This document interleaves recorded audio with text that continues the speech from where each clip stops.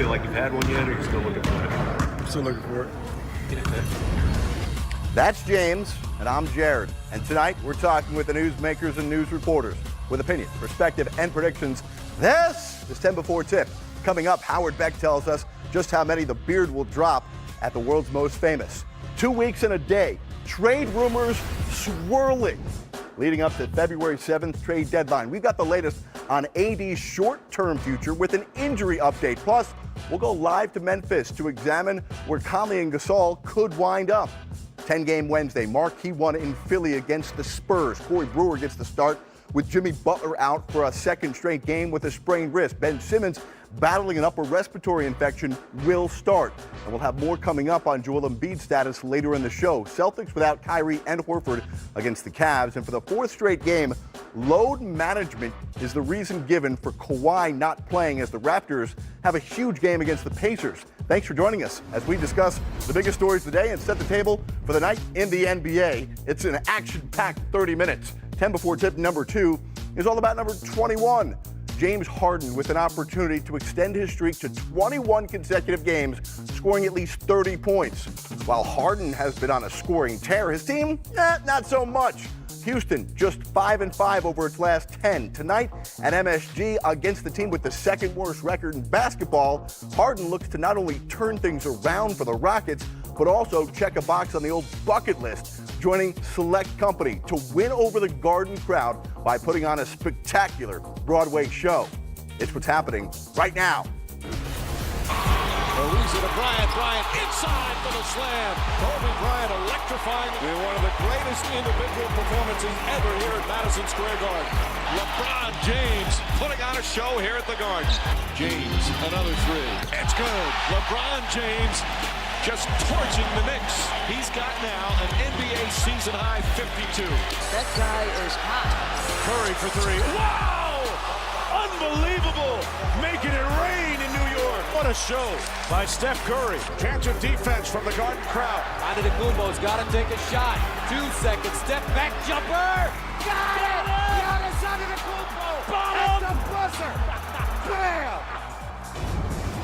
Well, joining us as he does each and every Wednesday, the senior NBA writer from Bleacher Report, Howard Beck, back at his home office tonight in New York City, where James Harden will be tonight. Beck, over under 50 for Harden at the world's most famous.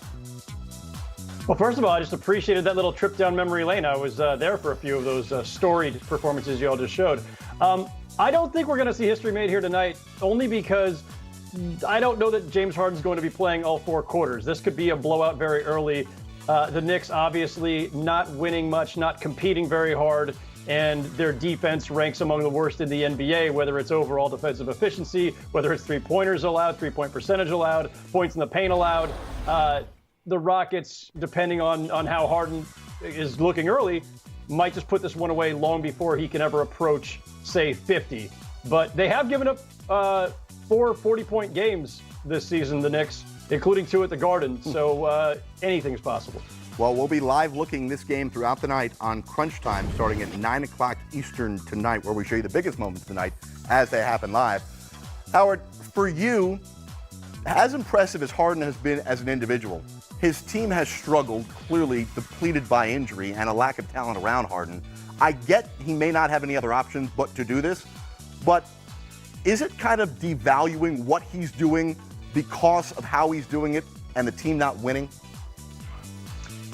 No, I mean, listen, the numbers are what they are, and the streak is incredible no matter what the circumstances are. You do it out of necessity. You do it just because you're on a great streak. You do it for whatever reason. These don't come about very often in the NBA, and he is doing it all out of necessity. That they're not winning more recently puts a little bit of a damper on it, but let's face it, without this streak, the Rockets aren't even back in the playoff picture. Remember, this is a team that was really bad for the first, 4, 6, 7 weeks of the season, and Harden's streak following Chris Paul's injury is what saved their season. But that said, you always had to figure there was going to be some limits on this. How far can Harden push it? How many nights in a row can he do this? Without any help. And look, they're starting to get a little healthier in places. They're getting some guys back. Obviously, they need Capella. They need Chris Paul. But eventually, they're going to need a full complement out there. I don't think you can count on the idea of Harden just scoring 30, 40 every night for the rest of the season. I don't think that's sustainable. Rockets right now in the 5th spot in the West. By the end of the night, could find themselves flip-flopping with the Spurs into the 6th spot. More from Howard Beck in a moment. On to 10 before tip number 3. It's what's buzzing today around the NBA. It's where we're at, I guess, it's part of the business. It's not like we've been traded yet or anything like that. It's part of it, and we knew with the way things have been going the last few weeks that anything can happen. That's not going to change, is it? That's not going to change for me. So, my relationship with the Grizzlies might change, but my relationship with Memphis won't. We don't want none of that smoke. No, literally, we don't want any of that smoke in FedEx Forum. Bit of a scare about an hour ago where FedEx Forum had to be evacuated. David Cobb having to tweet out that the Grizzlies try to trade Mike Conley and Marc Gasol, and the locker room literally catches fire. Yeah, the sauna, bit of a problem there. Let's go to David Cobb, who's covering the Grizzlies tonight. David, can you see us through the smoke? There he is from the Commercial Appeal covering the Grizzlies here. First of all, everybody safe and sound tonight for the Grizzlies?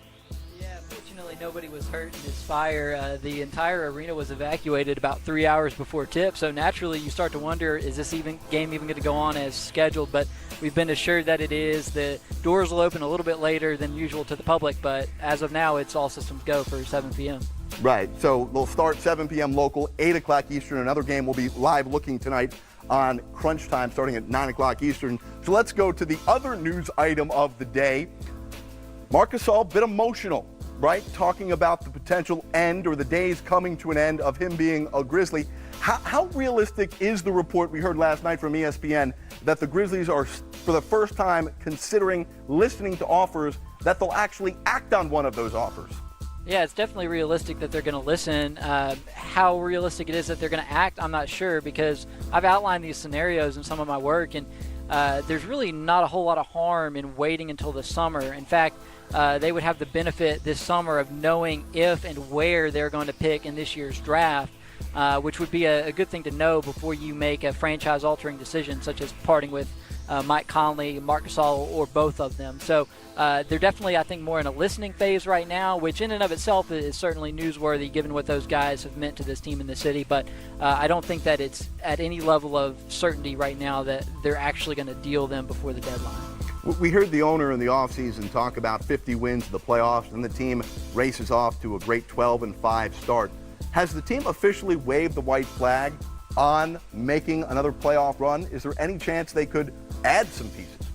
No, I think they were the white flag was waved when this signal went out, yesterday that they're going to listen to trade offers for those guys. And if you watch the ML King game on Monday when they played the Anthony Davis-less Pelicans and lost by 20 at home on a day that means a lot to this city when the arena was packed, that was sort of the death knell on the grit and grind Mike Conley, Marc Gasol era in a lot of ways, and it's really hard to see them resurrecting that unless they luck out with a Zion Williamson or something and compare him and Jaren Jackson with Conley and Gasol and sort of phase them out that way. But even that, the odds of that happening are so far-fetched now that it kind of does feel like this is the end. Maybe they were doing some sort of rain dance in the locker room which caused the fire to try and get that first overall pick. But no, seriously, only 30 seconds here, David. I know this is a complicated question to ask you with that time limit, but do you believe, with how complicated it will be for different reasons to trade both of these guys, that either one of them will get the sign-off from the front office on where they ultimately go? I think that these guys, if they had it their way, they wouldn't necessarily even want to be traded. So I think the front office is going to ship them where they get the best deal. And it's got to reach a certain threshold. I think you need at least one future-oriented asset for each guy. When they traded Powell a decade ago, they got 2 first-rounders and Mark in the deal. You're not going to get that for either of these guys because these guys are over 30. They're on huge contracts. You want at least one future-oriented asset for each, whether that be a promising young player or a first-round pick. David Cobb from the Commercial Appeal. Glad you're safe. Enjoy covering the Grizzlies tonight against Charlotte on League Pass. Thanks a lot for joining us. Let's talk more about potential trade scenarios as we bring back in Howard Beck at Bleacher Report. All right, Beck, we look at Gasol's contract. The potential of making around $26 million in a player option next year makes his deal complicated. Conley making over $30 million for the next several years makes his deal complicated to get done. Do you see any scenario where one or both of these guys does get traded to, and where would that be? Well, we're a long way from that happening. I mean, it sounds like the doors just swung open on this potential shopping spree for the league. And look, both of these guys could help teams. There's no question. You can go down and you can find plenty of teams that could use a Marc Gasol or a Mike Conley. But you mentioned the contract issues. That's part of it. Their age could be part of it, especially in Gasol's case. And so, you know, what's worth it to the Grizzlies when you're giving up basically the symbols of your franchise, an era, a certain feeling, a sentimentality, that connection that you've had with the community, with the fans? You're trading more than just the player at that point. And so, you know, a couple of second-round picks, even though that could help you down the road, that's not going to do it. You know, they've got to be not blown away, but they've got to be incentivized to make these moves, set themselves up for a rebuild, but also, you know, make it clear that you're not just giving up these important players without getting something that gives the fans some kind of future hope. So it's a complicated equation. In terms of teams, I mean, look, you can go down the list. You know, the Raptors could certainly use Marc Gasol. Even if they get Valanciunas back, I'm not sure that he's the guy that they want to keep there long term. I could see Gasol fitting with Toronto. I could see him fitting with Washington, which obviously has a problem at center and has, you know, certainly is just trying to stay in the playoff hunt in the East. Marc Gasol has always struck me as the perfect Spur. So has Mike Conley, actually, for that matter. They've already got one Gasol, why not two? I mean, there are any number of teams. Where the realistic deals actually lie, who has the assets to pull it off, what's the right configuration, that's much more difficult question. All right, while we're still on Anthony Davis trade watch, we did receive some news tonight from Anthony Davis's agent, Rich Paul of Clutch Sports, saying that the hand specialist that Anthony Davis went to go see once feared he could miss up to a month of action with the injury, is now only 1 to 2 weeks. Davis will be reevaluated again later this week on Friday. So how does this injury and how does the uncertain future of Anthony Davis in New Orleans maybe affect what teams are willing to offer for the likes of Conley and Gasol? I'm not sure there's a direct line, Jared, between these situations. I mean, listen, if Anthony Davis were out for weeks, as we originally thought might be the case, then the Pelican season is all but cooked, and it certainly takes them out of any possible discussions. But I think, you know, New Orleans is actually a really interesting potential landing spot for Mike Conley. Again, don't know if they can pull it off, don't know if they have the goods to make a deal with Memphis, and don't know if that's the deal that they want to make, especially not knowing for sure if Anthony Davis is going to stay. But getting a strong point guard to put in the backcourt next to Drew Holiday and having those two with Anthony Davis, with presumably Mirotic still being there, Randall, now you've got the kind of roster that can still make a run at the playoffs once Anthony Davis is healthy and maybe convince him to stay long term. But the Pelicans are kind of stuck in between these two situations here where they don't know for sure that they'll get a commitment from Anthony Davis on July 1st. And so are you planning are you all in, planning for him to stay?